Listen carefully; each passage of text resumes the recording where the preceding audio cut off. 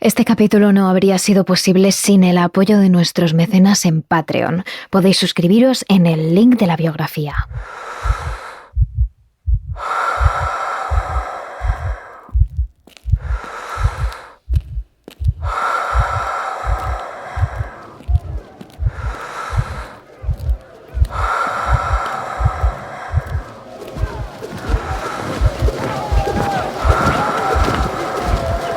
Entre gritos y abucheos, la joven aldeana de Salem, acusada de ser bruja por sus vecinos, y algunos de ellos, amigos de toda la vida, avanzaba con las manos atadas a la espalda.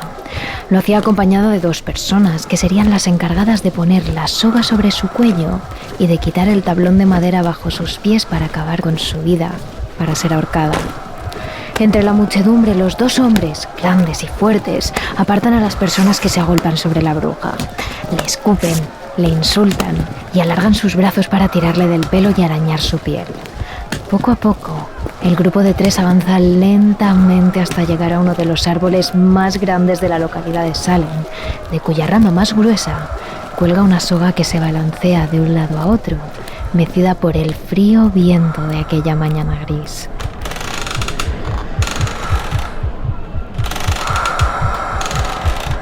La chica sube las escaleras, pone sus pies sobre la tabla de madera y cierra los ojos. Está a punto de ser ahorcada por no haber hecho nada. La condenaron por ser bruja y aunque intentó durante días pedir ayuda desde prisión desesperadamente, nadie la escuchó. Todo acaba aquí. Ahora tiene la áspera cuerda rodeando su garganta. Mantiene los ojos cerrados con fuerza, respira hondo y nota cómo le quitan la única cosa que la mantiene con vida, ese pequeño tablón de madera bajo sus pies.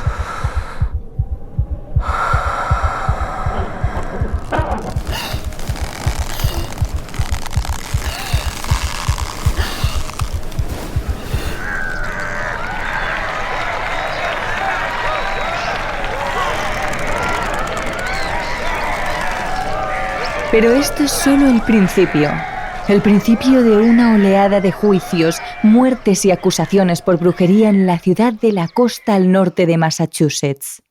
Uno de los peores acontecimientos ocurridos en Salem ya hace tiempo, pero que a día de hoy continúa presente en la mente de todos nosotros.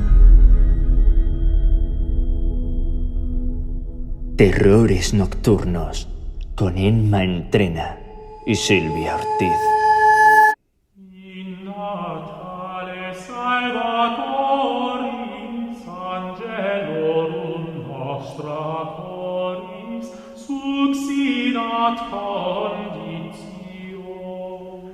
La ciudad de Salem fue fundada en el año 1626 por Roger Conan después de que unas 100 personas británicas embarcaran rumbo a América para buscar allí una vida mejor.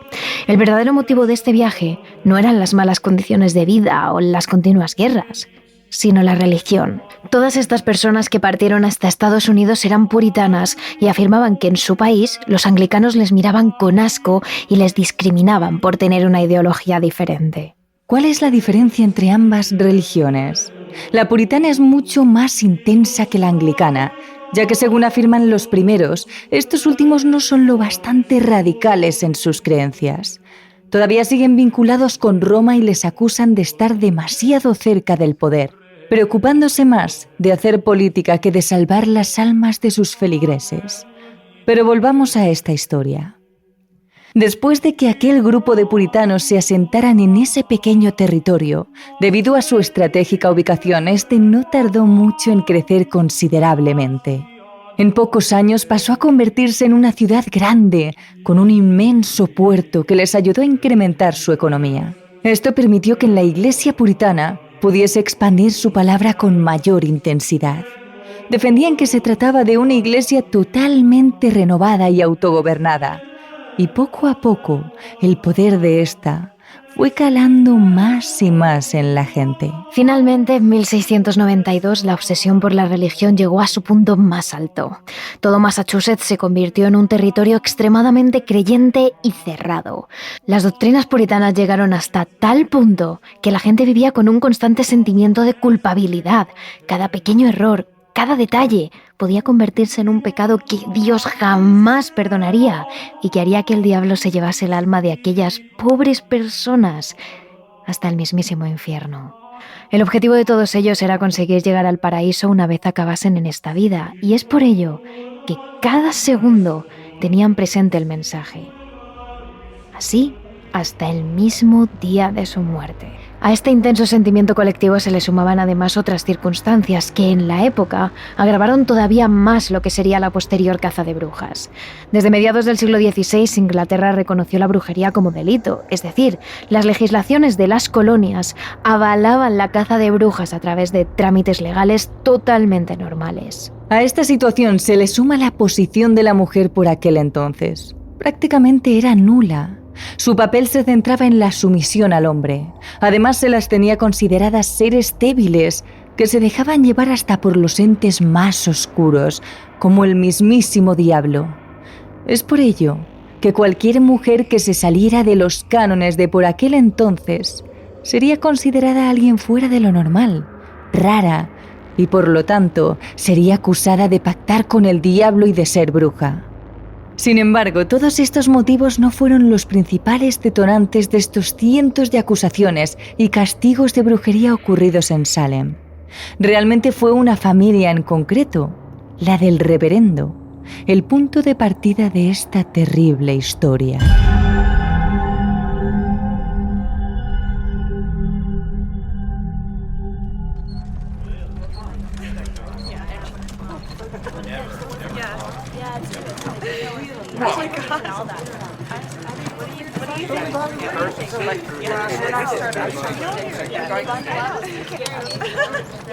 Fue alrededor de 1670 cuando uno de los puritanos de Massachusetts, Samuel Parris, fue contratado como reverendo.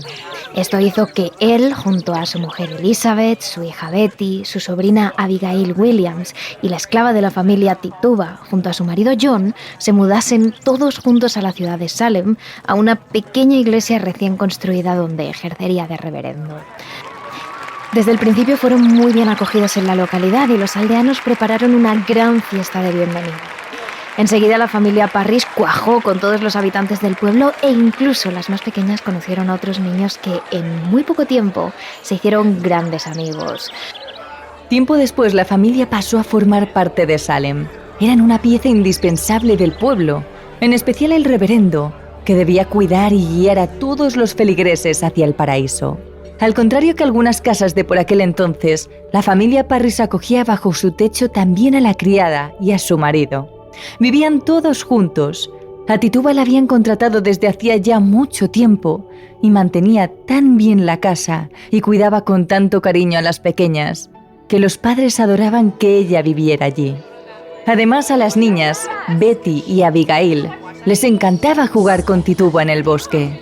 Se adentraban en lo más profundo de los alrededores de Salem y allí bailaban, cantaban y aprendían rituales que la criada les enseñaba con toda su buena intención. Ella siempre decía que se trataba de pociones o encantamientos que ayudarían a las personas a protegerse. Nunca era para hacer el mal a nadie. Las excursiones terminaban siempre de la misma forma. Antes de caer el sol, las tres encendían una hoguera donde se sentaban y Tituba comenzaba a contar historias que dejaban a las pequeñas ensimismadas durante largas horas. Pero desgraciadamente en Salem todos se conocían y las noticias no tardaban en dar la vuelta a la ciudad. Lo que a los Parris les parecía de lo más normal, una excursión cualquiera, para el resto de personas era bastante extraño que tres mujeres se adentrasen semana sí, semana también, en pleno bosque. Y es entonces cuando comenzaron a nacer los primeros rumores sobre que Tituba, la criada, había hecho un pacto con el diablo y ahora intentaba arrastrar a las pequeñas con ella. Pero no es hasta el 15 de enero de 1692 cuando comienza todo lo que posteriormente desencadenaría la gran tragedia. Las pequeñas de la familia Parris, Betty y Abigail Williams, empezaron a comportarse de una manera muy extraña. Parecía que ambas tenían algún tipo de enfermedad que les hacía sufrir espasmos, desmayos, continuos escalofríos, pinchazos por todo el cuerpo e incluso impulsos agresivos e involuntarios, como morder a la gente. La noticia de que ambas niñas de 9 y 11 años respectivamente estaban enfermas no tardó en recorrer todo Salem. Es a partir de ahí cuando los rumores y los cuchicheos de los aldeanos comenzaron a tomar fuerza. Todos aseguraban lo mismo: las niñas estaban ahora bajo la influencia del diablo. Pero la madre de la familia Parris estaba segura de que aquella enfermedad no se trataba de algo casual. Alguien que no quería la presencia de los Parris en esa aldea había envenenado a sus pequeñas provocándoles dicho mal. Decidió entonces, junto a Tituba, crear una poción conocida como el pastel de bruja, que debía comerse el perro de la familia para averiguar quiénes estaban detrás de este ataque. Juntas fueron a pedir ayuda a John, el marido de la criada, para que preparase la comida. Estaba hecho a base de harina de centeno y orina de bebé.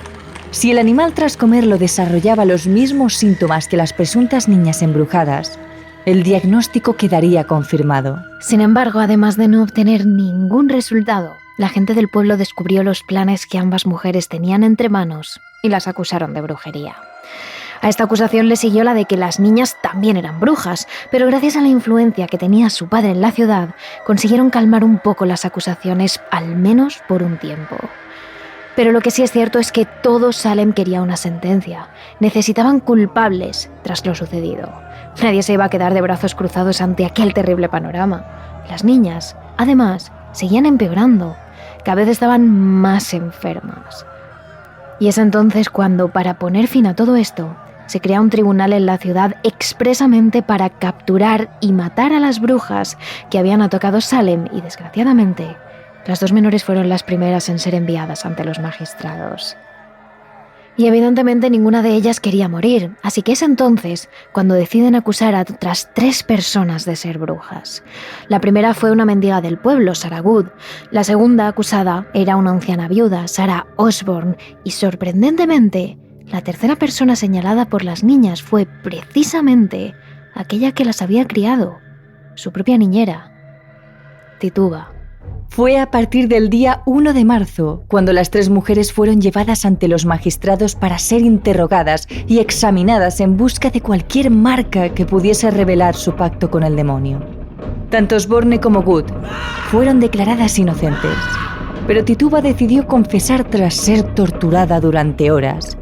Fue entonces cuando comenzó a hablar de ciertos ayudantes que tenía para sembrar el mal en la ciudad.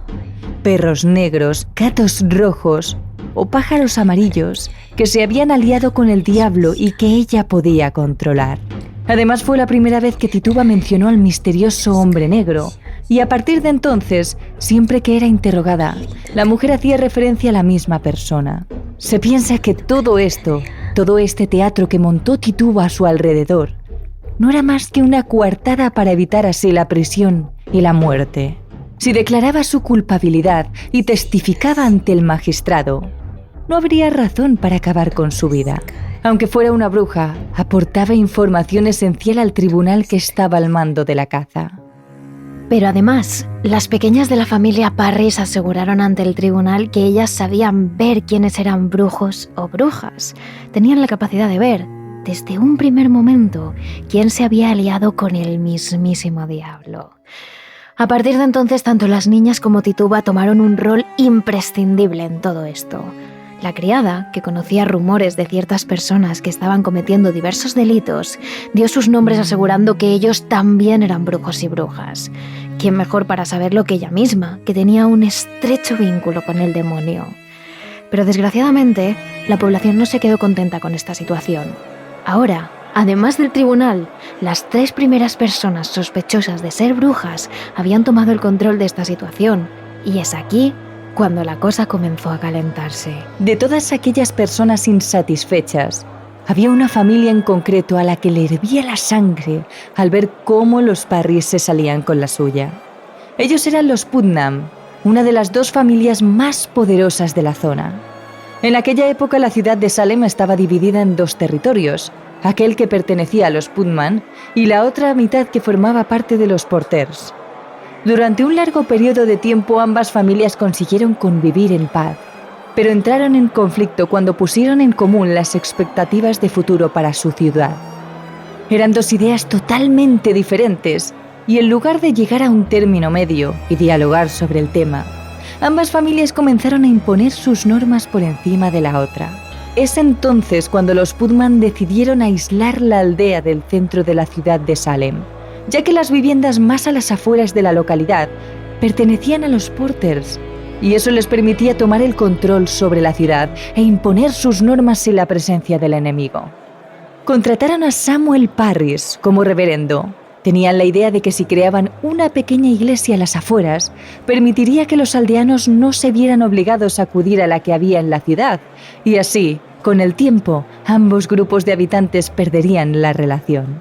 Sin embargo, esto no originó nada bueno, ya que no consiguieron aislar la aldea. Al contrario, los miembros de la familia Parris eran personas sociables y queridas en la aldea y en la ciudad. Y tras todo este incidente de sus hijas enfermas, habían conseguido posicionarse al lado del tribunal de toda la localidad de Salem, que dictaminaba quiénes eran o no brujas y a quién había que encarcelar. La familia Putman, al ver que sus planes de alejar la aldea de la ciudad de Salem habían fracasado y además parecían haberse vuelto en su contra, decidió volver a atacar. Es entonces cuando la hija de la familia, Ann Putman, comenzó a acusar a gente del pueblo de ser brujos o brujas y de haberla atacado. Incluso demostraba esto con pruebas físicas ante el tribunal, heridas, que en realidad se había hecho ella misma con alfileres o con otros utensilios. Muchas fueron las personas que testificaron en su contra. Aseguraban haber visto a la niña de 12 años en el bosque, raspándose la piel con los árboles y llevando al tribunal hasta ciertos sitios donde decía haber sido atacada, mientras enseñaba las supuestas pruebas. Sin embargo, a pesar de todo lo que estaba sucediendo en Salem, los Putnam seguían teniendo bastante poder por aquel entonces, así que por mucho que la gente estuviese en contra de la pequeña Ann, nadie podía hacer nada. De hecho, la hija de los Putman fue una de las personas que más acusaciones llevó a cabo y que más tragedias causó entre los ciudadanos de Salem. Llegó incluso a acusar a un reverendo, el reverendo George Burroughs, tras afirmar ante el tribunal que el espíritu de aquel hombre se le aparecía en sus sueños. Su espíritu aparece en mis sueños y me dice que es el líder de los adoradores de Satanás, que mató a sus 2 primeras esposas y que embrujó a los soldados que combatían a los indios en las fronteras de Maine. La situación llegó hasta tal punto que absolutamente todos los vecinos empezaron a acusarse los unos a los otros de ser brujos. En especial eran las mujeres las que más salían perjudicadas, ya que su opinión apenas tenía valor ante un tribunal. Si era viuda o no estaba casada, o incluso tenía una actitud sociable y era simpática con todo el mundo, se le acusaba de comportarse extraño, de ser una persona rara y, por lo tanto, de ser bruja. Cada mañana cuando el tribunal acudía a su puesto de trabajo, se encontraban a gente esperando a las puertas, desde muy temprano, para acusar a sus vecinos de brujería. Además de las muchas cartas anónimas que otros tantos dejaban señalando a otras personas de lo mismo. Muchas personas decidieron confirmar su culpabilidad, igual que Tituba, aunque no fuera cierto. Todo ello con la idea de poder huir así de la pena de muerte y acortar su estancia entre rejas. Pero para evitar que éstas cambiasen su testimonio, se las obligaba a permanecer encerradas y eran torturadas para que dieran más nombres de otros brujos. Todo ello con el objetivo de conseguir más declaraciones, más culpables y más pruebas para acusar a los ya detenidos, que esperaban entre las rejas de al lado el día de su juicio. En cuanto el nombre de uno de los encarcelados era repetido por otros que también estaban bajo prisión, ya había pruebas suficientes y el veredicto estaba muy claro. Eran culpables. Uno de los casos más impactantes fue el de Abigail Hobbs, quien tras decir abiertamente que era bruja, decidió culpabilizar a sus propios padres de serlo también. Su padre, William Hobbs, era un hombre de unos 50 años, muy conocido en Salem por ser bondadoso y ayudar siempre a los demás. Según muchos vecinos, tenía ganada la entrada en el paraíso. Cuando el señor fue al juicio sin entender todavía nada y teniendo claro que tenía que salir de allí con vida, se encontró a su hija sentada en primera fila, mirándole fijamente. Es en ese momento cuando el tribunal dijo que gracias a la contribución de Abigail, habían podido descubrir que tanto él como su mujer eran brujos. En aquel instante, William Hobbs se dio cuenta de que su pareja también estaba en la sala. todavía en estado de shock y con una grave crisis de ansiedad que le había hecho confesar algo que realmente ni ella creía. Sin embargo, William no se dio por vencido y luchó hasta quedar impune. Pero su libertad no fue fácil. Pasó mucho tiempo en prisión, siendo torturado, mientras su mujer cuidaba de los pequeños en la casa. Aunque finalmente con la ayuda de los vecinos consiguió salir de prisión, al contrario que otros acusados que no pudieron gozar de dicha suerte. Los argumentos por los que se culpabilizaron unos a otros de brujería llegaron hasta tal extremo que perdieron absolutamente todo el sentido. Un ejemplo claro es el de Mary Black, una esclava de los Putman acusada de ser bruja, porque 12 meses antes se había sentado junto a un hombre en uno de los bancos del pueblo. O el caso de Susanna Martin de Amesbury, una viuda que fue acusada de ser bruja por ser demasiado sucia e ir desaliñada y ser capaz de recorrer largas distancias a pie sin mancharse la falda. En muchas de sus múltiples intervenciones, Tituba, la criada de la familia Parris, hablaba de un misterioso hombre negro, aquel que le guiaba para llevar a cabo rituales relacionados con la brujería. No se sabía su identidad, simplemente que era una persona con mucho poder, y en muy poco tiempo todo el pueblo se enteró de que aquel hombre desconocido era uno de los culpables de todo esto. Cuando la fiebre de destapar a los brujos llegaba a su punto más alto, varias personas acusaron a un hombre llamado Burroughs de ser aquel hombre misterioso. Todo ello porque físicamente Burroughs era una persona de tez oscura, baja estatura y de complexión fuerte, ya que había sido gimnasta cuando era joven. A partir de ese momento, más personas se sumaron a la acusación y empezaron a correr rumores de que tenía una fuerza sobrenatural y que anteriormente este hombre había asesinado a 3 de sus esposas. Además, el no acudir a misa y tener varios hijos sin bautizar fueron excusas perfectas para sentenciar a aquel hombre que, desgraciadamente, el 19 de agosto fue ejecutado. Se cree que hubo quienes aprovecharon esta oleada de acusaciones para ganar dinero. En concreto, hay un caso, el de George Jacobs, que refleja muy bien esto. Resulta que este anciano fue acusado de ser brujo por toda su familia. Absolutamente todos hablaron en su contra. Cuando él llegó a los tribunales y estos le informaron de la situación, el anciano comenzó a reírse sin parar. Él tenía muy claro que no era un brujo y sabía por qué toda su familia le había acusado de ello. Lo que querían es que se muriese para poder heredar toda su herencia, que era bastante considerable.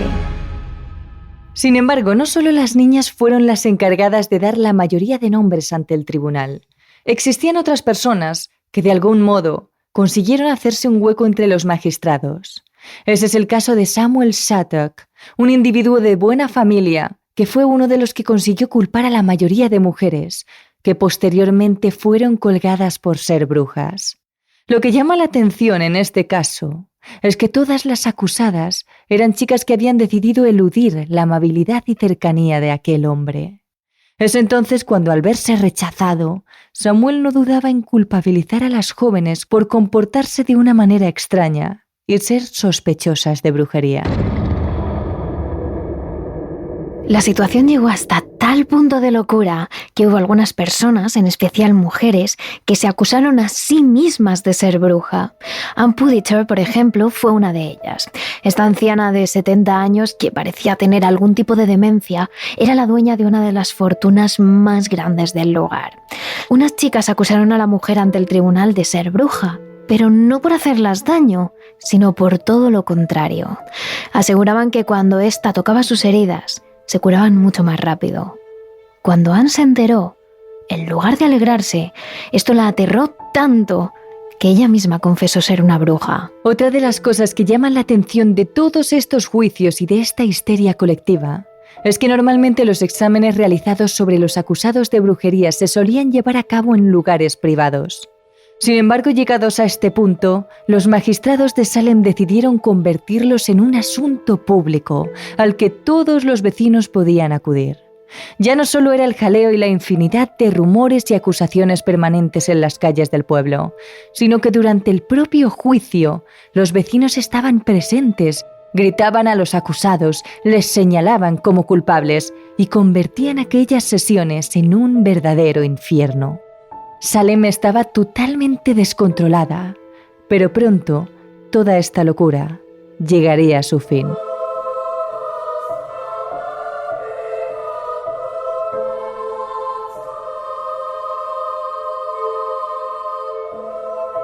Parece ser que el tribunal que sentenciaba a los ciudadanos de Salem empezó a dudar de la veracidad de las acusaciones cuando las niñas de los Parrys comenzaron a señalar a personajes ilustres de la localidad.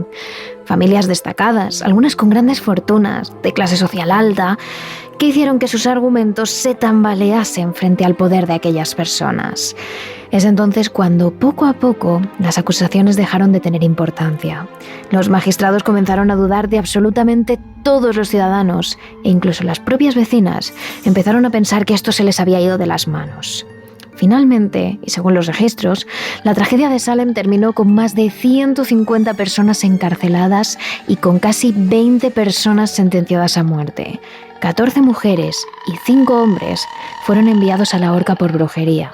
Incluso 2 perros fueron ahorcados por ser sospechosos de brujería. Pero a esta catástrofe, de la cual no se sabe con certeza si más personas fueron condenadas a muerte por ello, se le suma la gente que falleció en prisión debido a las malas condiciones en las que se encontraban los presos. Hubo gente que desde el principio fue encarcelada y estuvo allí durante los meses que duró esta fiebre de acusaciones en Salem. Teniendo en cuenta que la mayoría de acusados eran gente mayor y mujeres, algunas incluso embarazadas, sorprende los pocos registros de fallecidos en la cárcel durante ese periodo de tiempo. Además, por aquel entonces se tenía la creencia de que las brujas no podían ejercer su poder de una manera eficaz cuantos más barrotes tuviese la cárcel y dispusiesen de menos movilidad. Es por ello que algunas personas tenían unos grilletes de grandísimo tamaño, además de encontrarse encerrados en pequeñas jaulas donde apenas cabían. Una anciana llamada Rebecca Nurse escribió un poema donde narraba su corta estancia en la cárcel, y dice así: Una mazmorra horrible por todos lados, como un gran horno ardiendo, envuelto en llamas.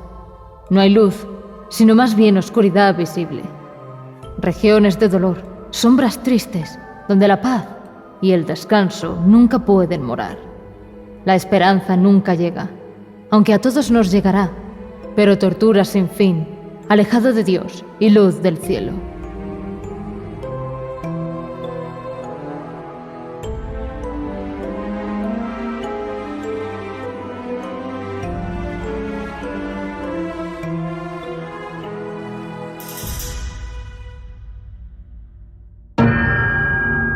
Tras los juicios por brujería, la vida en Salem se volvió más difícil. Durante el periodo de tiempo en el que casi toda la población se culpaba una a otra de tener relaciones con el demonio, descuidaron las tareas diarias, asuntos comerciales y todas las actividades económicas. Esto desencadenó en sequías, cosechas perdidas, brotes de viruela y ataques de nativos americanos. Los propios ciudadanos aseguraron que se trataba de un castigo del cielo por haber culpado a tanta gente inocente. En algunos libros de la época, los ciudadanos relataban así la situación. Toda la colonia había sufrido. La gente había estado tan decidida a cazar y destruir a las brujas que habían descuidado todo lo demás. La siembra, el cultivo, el cuidado de casas, graneros, caminos, cercas. Todo fue olvidado. Como resultado directo, la comida se volvió escasa y los impuestos más altos. Las granjas fueron hipotecadas o vendidas, primero para pagar las tarifas de la prisión, luego para pagar impuestos. La aldea de Salem comenzó esa lenta decadencia que eventualmente borró sus casas y paredes, pero nunca su nombre y su memoria.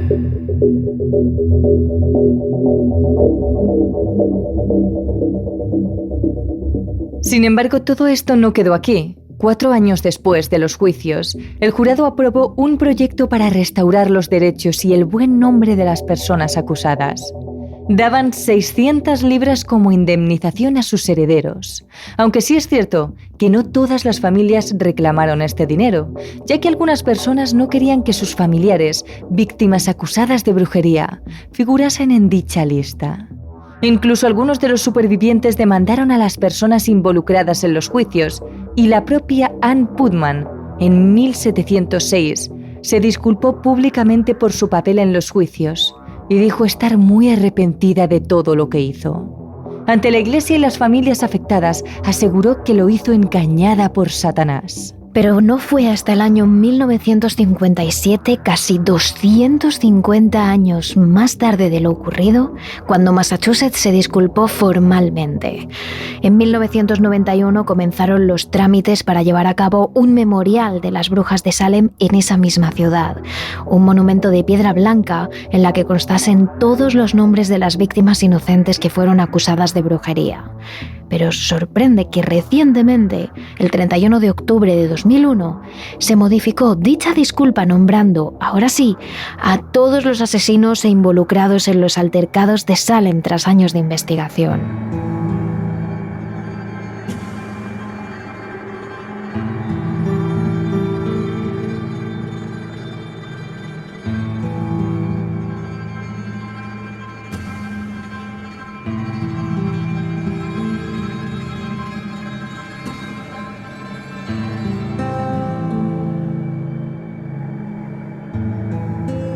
Este acontecimiento ocurrido en Salem, a día de hoy, continúa llamando la atención de muchos historiadores e investigadores. Se sigue sin entender por qué en esta pequeña localidad estalló el pánico y la histeria por las brujas, y la situación se descontroló hasta tal punto que casi 200 personas fueron acusadas de brujería. Hay quienes afirman que podría haber empezado todo a raíz de la disputa entre las dos familias más ricas de Salem, los Putman y los Porter. Otros incluso dicen que todo esto empezó con un juego de críos. Las niñas que decían estar enfermas lo hicieron para llamar la atención, y luego toda esta situación se les acabó yendo de las manos. Por otra parte, hay quienes aseguran que la enfermedad de las pequeñas fue totalmente real, y que podría haber sido un virus que afectase a toda la población, en mayor o menor medida, y hubiese causado tal pánico entre todos los habitantes. Y otra de las razones, quizás la más curiosa de todas, es la que señala al centeno como principal causante de todo.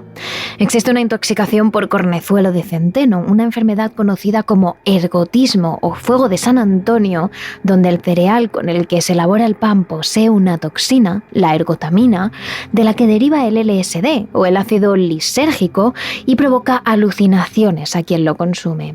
Es por ello que muchos eran los ciudadanos que aseguraban ver a sus vecinos convertidos en seres monstruosos o escuchar cosas que realmente no estaban ahí. Sin embargo, sea lo que fuere, lo que ocurrió en Salem sin duda es algo que jamás se podrá olvidar.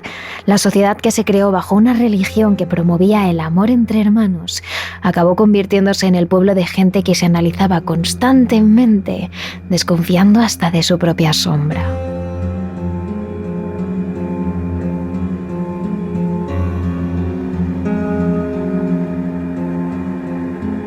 Sin duda este es otro ejemplo más de la historia en la que se demuestra que los seres humanos podemos convertirnos en nuestro peor enemigo. Pero esto no queda aquí. En nuestra cuenta de Patreon os contamos la historia de una mujer que vivió hace siglos, Ursula Southail, y que predijo muchas de las cosas que han ocurrido hasta ahora, como la Segunda Guerra Mundial. Terrores Nocturnos, realizado por David Fernández Marcos. Y aquí termina el vídeo de YouTube, aunque esta es solo una parte. Si quieres escuchar el programa completo, visita nuestro podcast Terrores Nocturnos en Spotify, Google Podcasts, Apple Podcasts, iVoox o Spreaker. Disfruta de una buena dosis de misterio cada martes y si te quedas con ganas de más, conviértete en mecenas de Patreon para poder escuchar otro capítulo extra cada semana. Además de disfrutar de otras ventajas como directos, la elección de los temas de los que hablaremos, noticias anticipadas e ilustraciones exclusivas. Entra en la página de Patreon de Terrores Nocturnos y únete a esta gran familia de mecenas. ¿A qué esperas?